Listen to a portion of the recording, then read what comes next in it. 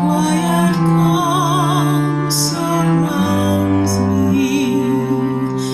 Let my thoughts go where they will. Ease my mind profoundly. And then my soul will sing a song, a blessed song of love eternal. Gentle darkness, soft and still, bring your quiet to me.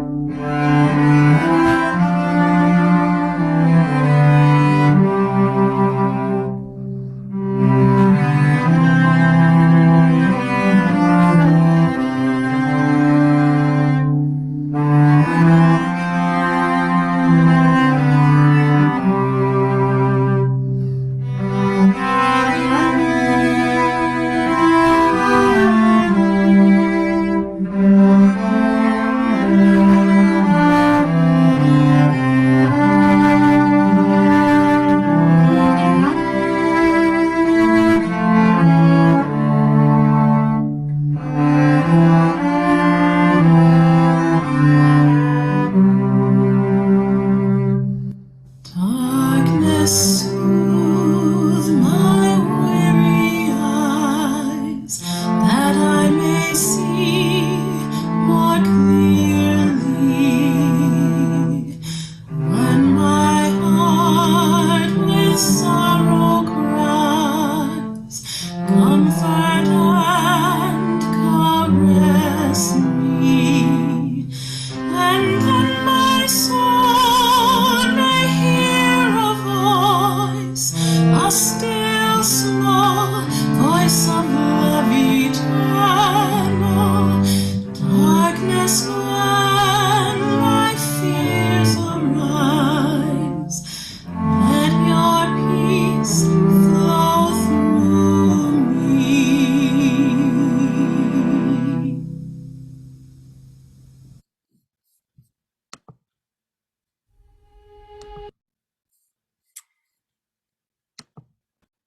All right, so I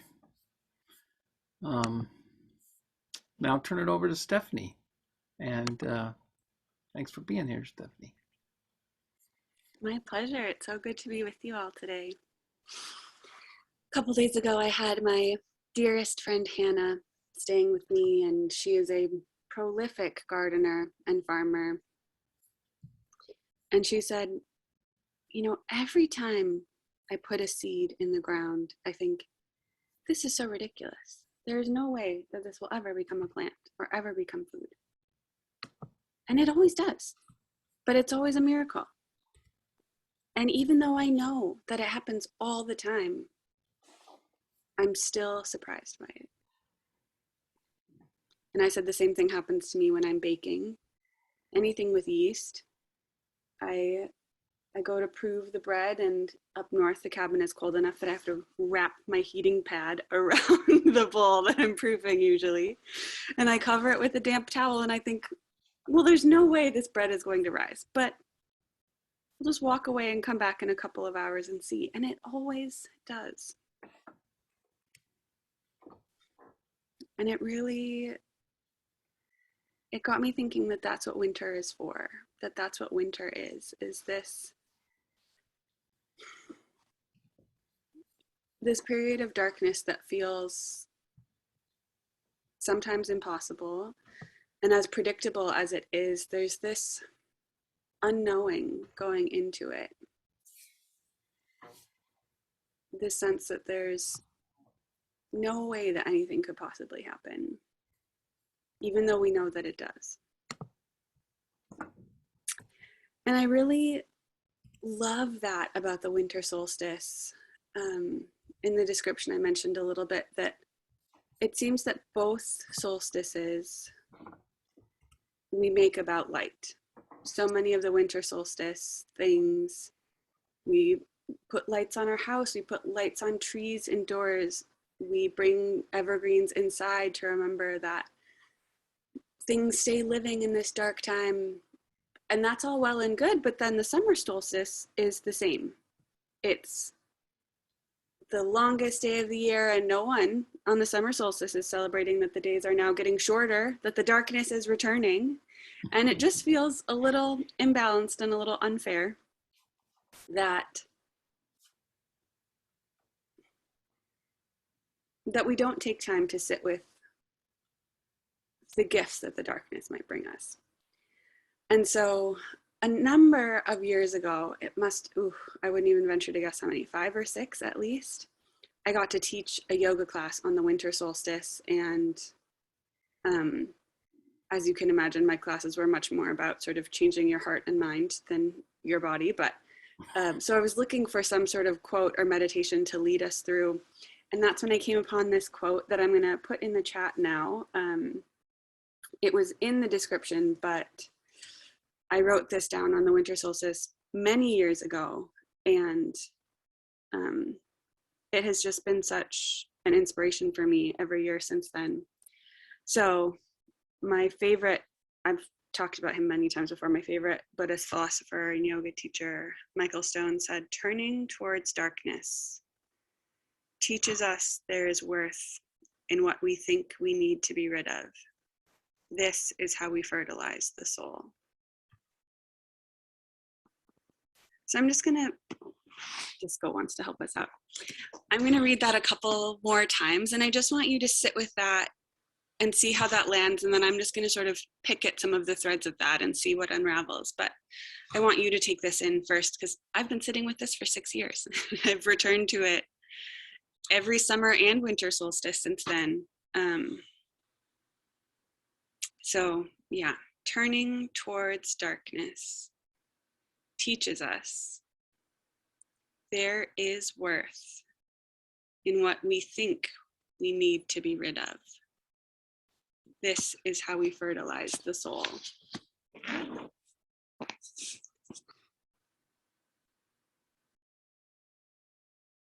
Turning towards darkness teaches us there is worth in what we think we need to be rid of. This is how we fertilize the soul.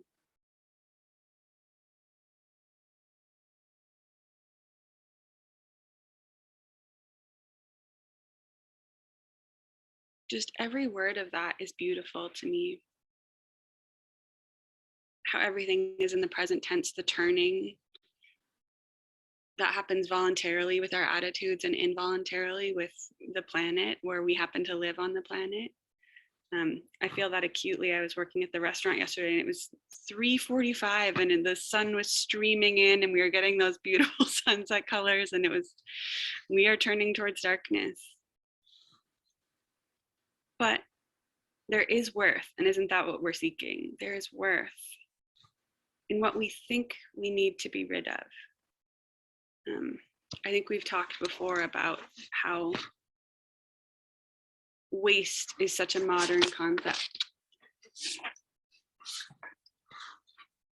How nature doesn't understand waste, how that is just an invention. And so the composting, the fertilizing, the down times, the recreation time, the time spent, I don't know, doing things that feel useless or indulgent, like all of that time is fertilizing time. This darkness time is fertilizing time. And I think that kind of time is really a luxury. I think we've talked about this before, of being able to have a different pace in the winter, a seasonal pace. That is so countercultural. The pace that I live my life revolving around right now is that of school. And I have finals at the start of December, and it's just like, that is not what early winter is for. It is not a time to get busier and more stressed. No, this is when things need to be calming down and just doing way less and spending time knitting in front of a wood stove, you know. And baking for my friends, but certainly not trying to jump through a million hoops. And even this rest time that the darkness of the solstice invites us into, maybe this is just the cultural context that I'm in, but I feel so often like rest or self-care, the whole self-care movement, all of that stuff is like so that you can be more productive later. It's if you do this now, then you will be, if you get enough sleep, then you'll be really productive during the day. If you take a vacation, you'll be so much more dedicated when you do go to your job. And it's fertilizing of the soul is such a slower process than that. Whatever that seed is doing underground, there is inevitable productivity, but I don't think they're storing up some like power boost for later. Like, I just think it's the natural rhythm of things. The bread takes time to rise. I also think that that part of what fertilizes our soul is discovering and expanding our capacity to sit with difficulty. Sort of in that same way of rest is not for productivity. I also really resist this idea of redemptive suffering of like, well, we go through this dark time because it makes us better people, or it's like all to serve this other thing. And it's just, sometimes it's just hard.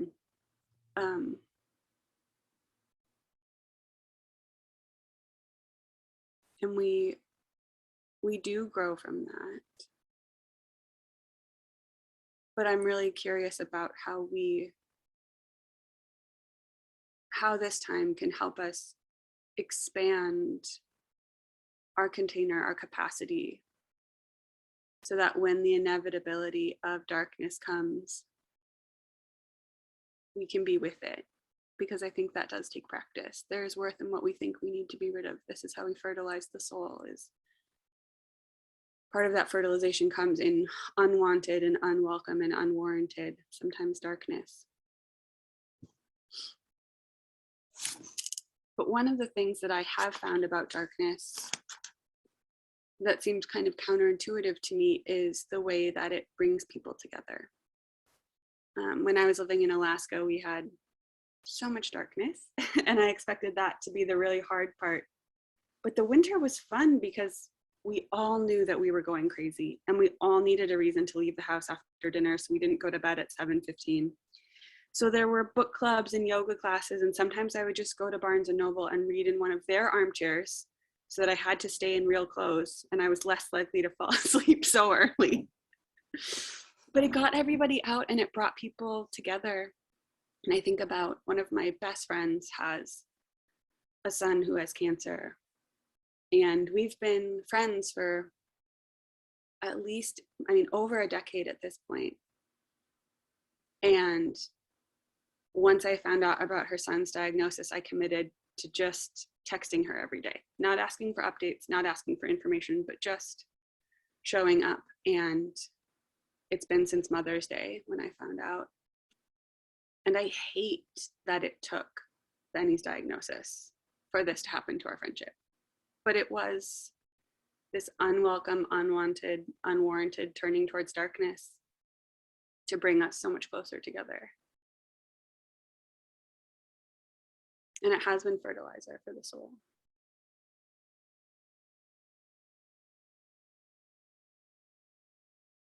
And I think the last beauty, the gift of darkness that I've really been thinking about, we've talked about the yin and the yang, and there are gifts to both, absolutely. But as I was thinking about, where are there rituals? Who understands how to withstand this darkness, literal or metaphorical, in our lives? The Jewish customs around sitting Shiva have been really moving to me. If you're not familiar with the practice, or maybe you are, the tradition is that for 7 days, someone who has lost a loved one, whether a widow or lost a parent, People will come to the house for 7 days and sit with you so that you are not alone. But there are rules. You can't offer help. You can't start any conversation. You sit there and you wait. And then the person who has experienced the loss will tell you what they want, will tell you what they need. And if they start a conversation about the weather, you talk about the weather. And if they talk about their loved one, you talk about their loved one. If they say that they're hungry, you can offer them food. But there's such a reverence for the slow wisdom and mystery of darkness in that practice to me. And I almost imagine us sort of like sitting Shiva with the winter, of waiting for that conversation to start, of us sitting in this time and waiting for the invitation, waiting to see what comes to us, instead of, this is what I'm going to do with this time, this is how I will show up, this is how I will withstand, of waiting to see what emerges from the one who is most in the darkness. So I hope all of this is fertilizer for your soul somewhere in there. I don't have conclusions. It would be ridiculous if I did. But I would like to think of myself as one who sits with the darkness and waits to hear the invitations of how to engage and be present. And that is my hope for all of us this season. Thank you. Thank you, Stephanie.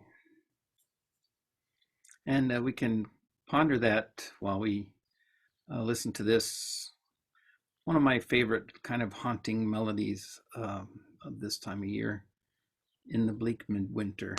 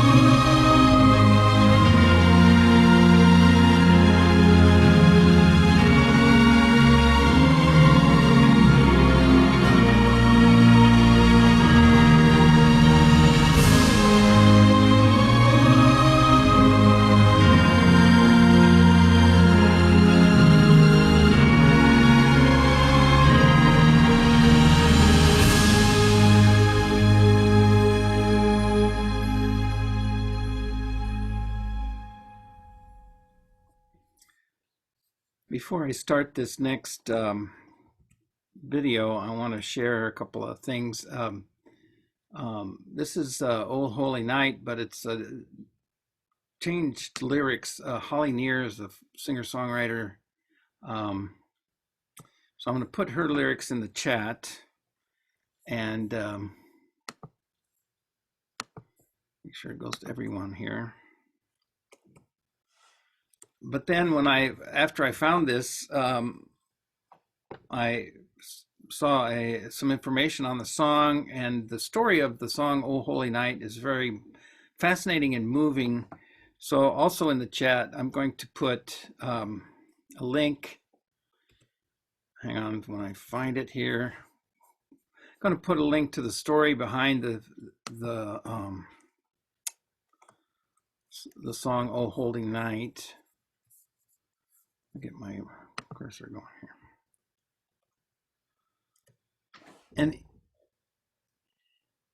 yeah, okay. So I encourage you to click that link and sometime after the service read it. It's a little bit long to read to everyone, but I think it's kind of an interesting thing about music, how it changes and morphs, and people repurpose it, and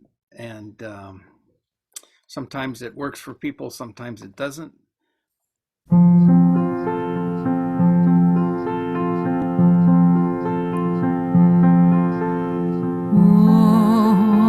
night, the stars are brightly shining. This is the time a new decade is born. Long has lived the world in fear and error pining, but when peace appears, the soul knows its worth. A thrill of hope, a weary world rejoices, for yonder breaks a new and glorious morn. Rise from our knees and hear the people's voices. Oh,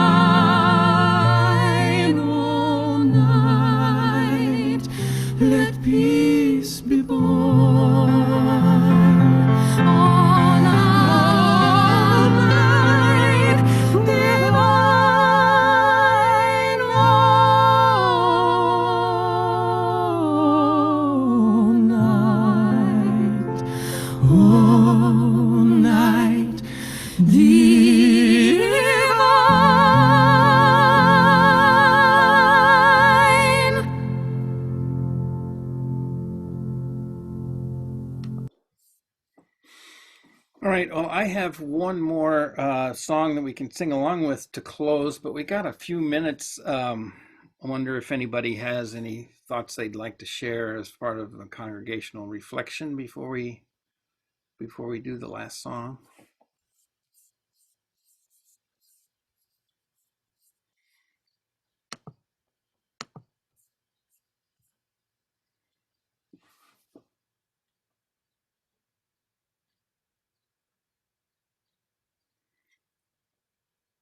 Everybody's lost in thought, deep in thought.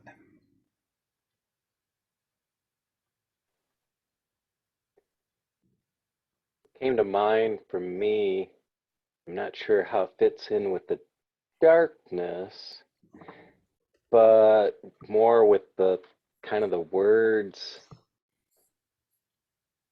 from Michael Stone that was read. I kind of think, when you're looking at how plants grow or need the fertilization, how they go through you dethatch, excuse me, and help pull up the stuff that you don't need or whatever and let that go. Typically, that's probably more done in nature by little fires that burn off the top layer that become ash and then in turn go back into the soil for fertilization. So I don't know. Looking at those words, that's what came to my mind, is how that to revitalize your soul, to scratch, lift and help remove and let those things go away or turn into something, become new again.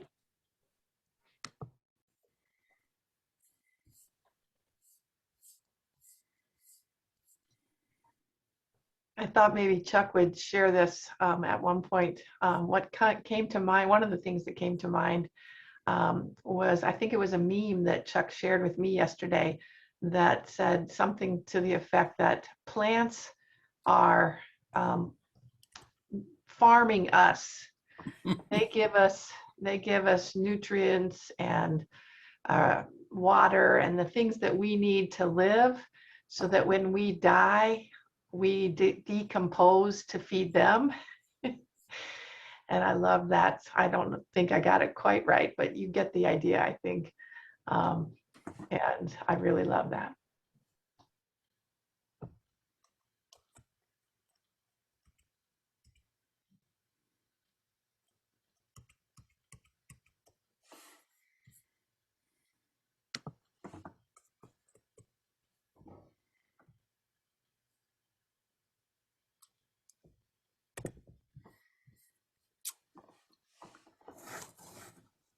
Well, I could say something if you can hear me. Yep. Yep, we can hear you. Oh, good. Oh, good. Yes. Well, Stephanie, I loved your talk, and you have such a great way of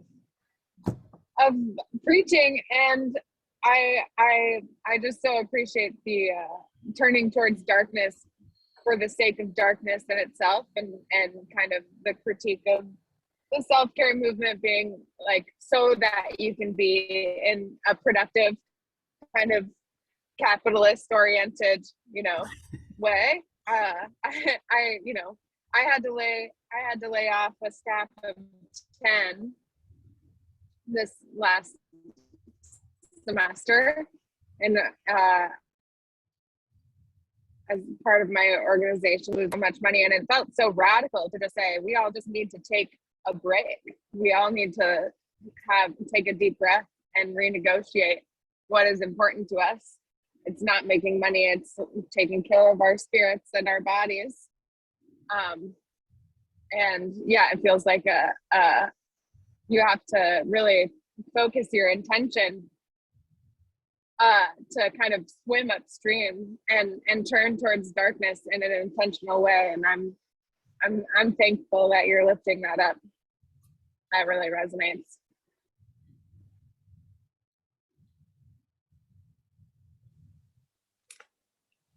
As you were talking, first of all, it's always nice to be able to look at something differently than I'm used to looking at it.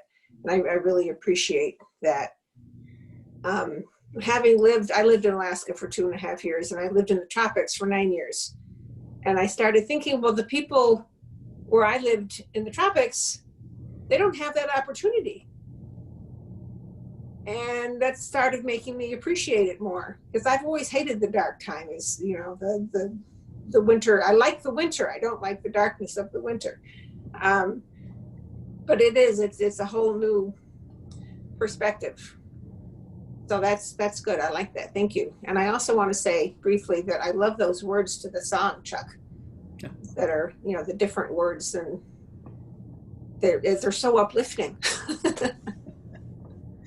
Yeah. Yeah, that was nice from Holly Near. I love that song. So, turning toward darkness.